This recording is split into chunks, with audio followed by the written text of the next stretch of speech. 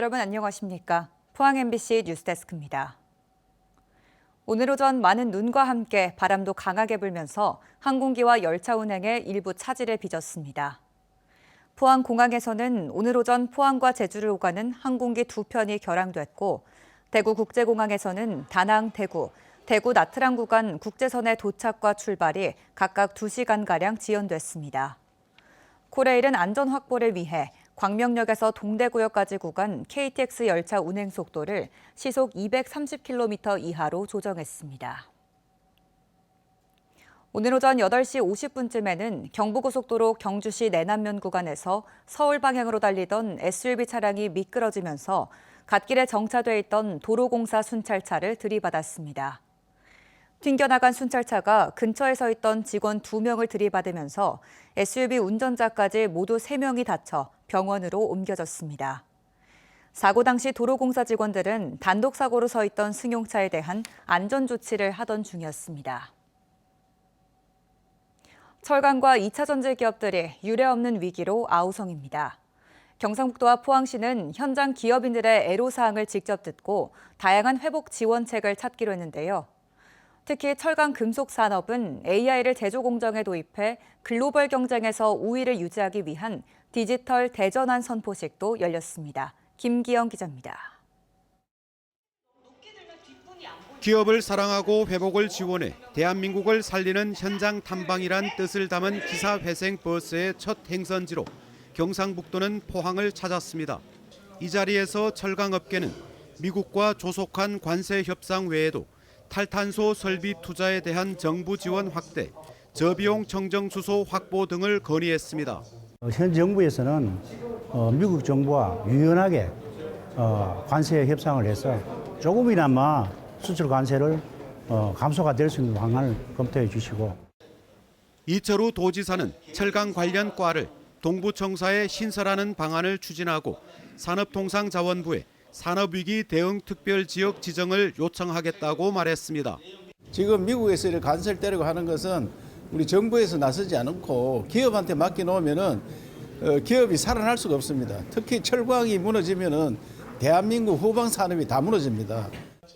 2차 전지 기업들은 친환경 설비 투자에 대한 인센티브 지원, 분산 에너지 특화 지역 지정 등을 요청했습니다.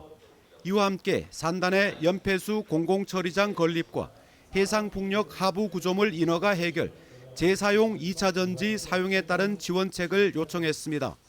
기업 애로사항 해결과 함께 위기에 직면한 철강 금속 산업에 인공지능을 도입하기 위한 디지털 대전환 선포식도 열렸습니다. 철강 산업에 인공지능을 접목하면 제조업의 패러다임이 바뀝니다. 딥러닝이 적용된다면 회사의 생산 최적화를 통해서 효율성이 극대화되고 그리고 뿐만 아니라 설비를 상시 모니터링을 통해 가지고 고장난 설비를 사전에 예지 정비할 수 있는 일들도 생겨서 가격 경쟁력의 한계를 품질 경쟁력으로 극복하자는 취지입니다. 관세나 이런 부분도 있지만은 그런 부분에 대한 외교력을 발휘하는 것 이외에 자체적으로 우리의 산업 경쟁력을 높이는 일도 꾸준히 앞으로 진행하도록 그렇게 하겠습니다. 철강과 2차 전지는 공통적으로 국내 경기 침체와 중국발 공급 과잉, 미국의 관세 부과 등이 위기의 원인으로 재도약을 위한 힘겨운 시도가 시작됐습니다. MBC 뉴스 김기영입니다. 탈핵 시민행동과 핵발전소 지역대책협의회, 종교환경회의가 고준위 방사성 폐기물 특별법안 즉각 폐기를 촉구하는 기자회견을 오늘 국회에서 열었습니다. 이들은 현재 국회에 계류된 고준위 방사성 폐기물 특별법안이 사용 후 핵연료 저장 시설을 원전 부지 안에 건설해 50년간 운영하도록 규정하고 있어 원전이 영구 핵폐기장이 될 수 있다고 주장했습니다. 또 이 법안이 방사성 폐기물 관리의 최종 결정을 원자력진흥위원회가 하도록 규정했고 핵 재처리 연구까지도 용인하는 위험한 내용을 담고 있다고 주장했습니다. 올 들어 세 차례 600억 원어치의 포항사랑 상품권을 판매한 포항시가 내일부터 300억 원을 추가로 판매합니다. 포항시는 당초 3월에 발행 예정이던 300억 원을 상인과 시민들의 요청에 따라 이달에 앞당겨 발행하기로 결정했으며 할인율은 7%입니다. 소비심리 회복을 위해 월 구매 한도와 보유 한도 모두 100만 원으로 높이고 연간 한도도 800만 원으로 상향했습니다. 구입은 IM뱅크 모바일 앱에서 내일 0시 15분부터 107개 판매 대행점에서는 영업시간 내에 충전이 가능하며 지류형은 판매하지 않습니다. 12.3 계엄 당시 해제 표결에 참여하지 못하도록 방해한 혐의로 내란죄 수사를 받고 있는 추경호 전 국민의힘 원내대표가 지난 10일 윤석열 대통령이 수감된 서울 구치소를 방문했습니다. 헌법재판관을 역적 및 을사오적으로 부른 지난 주말 동대구역 집회에는 대구 지역 국회의원이 대거 참석했는데요.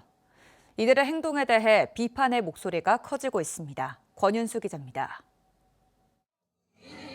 대구 달성군이 지역구인 추경호 전 국민의힘 원내대표는 김기현, 이철규, 정점식, 박성민 의원과 함께 지난 10일 윤석열 대통령을 접견했습니다.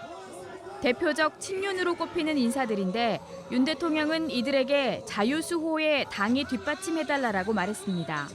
대통령의 판단에 기해서 이루어진 것이라고는 말씀을 주셨고 헌법 절차 범위 내에서 모든 것이 이행되었다고 하는 말씀을 주셨습니다.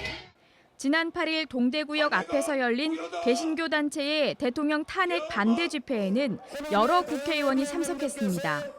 대구 달서구 병의 권영진 의원을 비롯해 강대식, 김승수, 윤재옥, 이다리, 이만희, 이인선, 정희용, 조지연 등 지역 의원 절반가량입니다.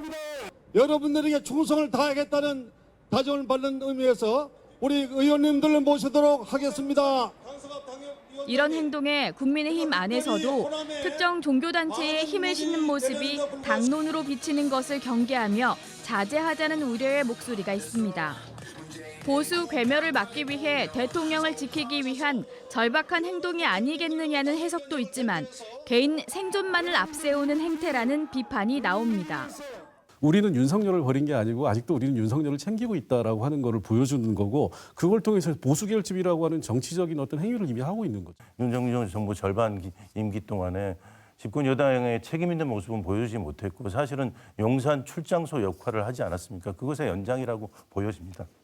대통령 탄핵 여부를 판가름하는 순간이 점점 다가오는 가운데 사활을 걸고 보수 결집에 나서고 있는 지역 의원들의 모습이 탄핵 정국 이후 지역 정치권에 어떤 영향을 미칠지 주목됩니다. MBC 뉴스 권윤수입니다. 홍준표 대구시장이 민주당이 추진하는 명태균 특별법에 대해 연일 날선 반응을 보이며 반발하고 있습니다. 홍준표 시장은 오늘 자신의 SNS에서 날 끼워 넣어 명태균 특검법을 통과시키든 말든 니들 마음대로 해라. 대신 무고한 대가는 혹독하게 이재명이 부담할 것이라고 말했습니다. 홍 시장은 지난 6일에도 자신의 SNS에서 더불어민주당이 나를 잡으려고 명태균 특검법을 발의한다고 한다며 다른 사람은 몰라도 홍준표는 그런 사기꾼에 엮이지 않는다라고 말한 바 있습니다. 지난 9일 새벽 흙과 돌 500톤이 쏟아져 통행이 중단된 울릉 일주도로가 오늘 낮 다시 개통됐습니다.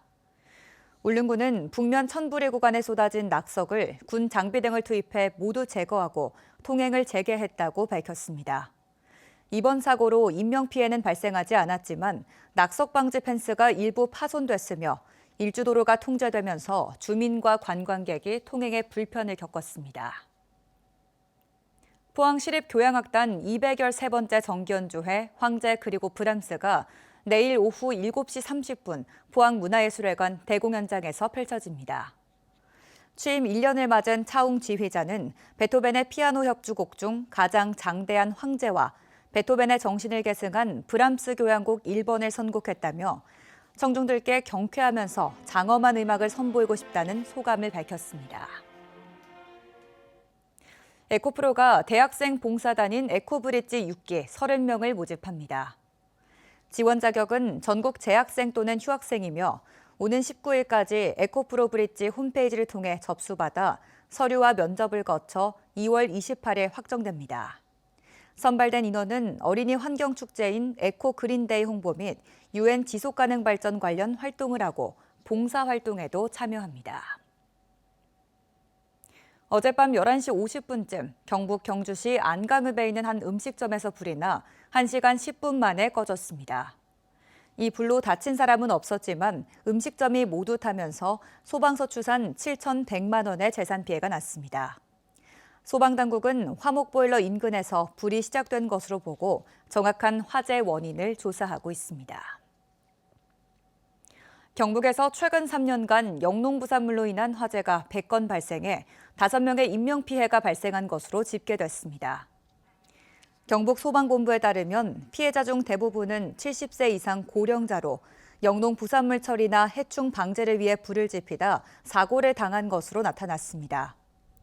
산림 인접지역에서 불을 피우거나 연막 소독을 할 때는 관할 소방서장에게 미리 신고해야 하고 이를 어기면 20만 원의 과태료가 부과될 수 있습니다.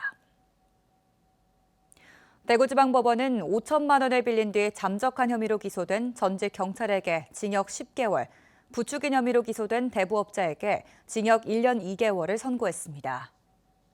경찰로 일하다 2022년 퇴직한 이 남성은 2023년 2월 대부업자에게 소개받은 이에게 식당 개업을 한다며 5천만 원을 빌린 뒤 이자만 2차례 지급하고 잠적한 혐의로 재판에 넘겨졌습니다. 대부업자는 식당 개업이 아니라 채무 변제 등의 목적을 알고도 공무원 출신이라고 안심시키며 소개해준 혐의 등을 받습니다.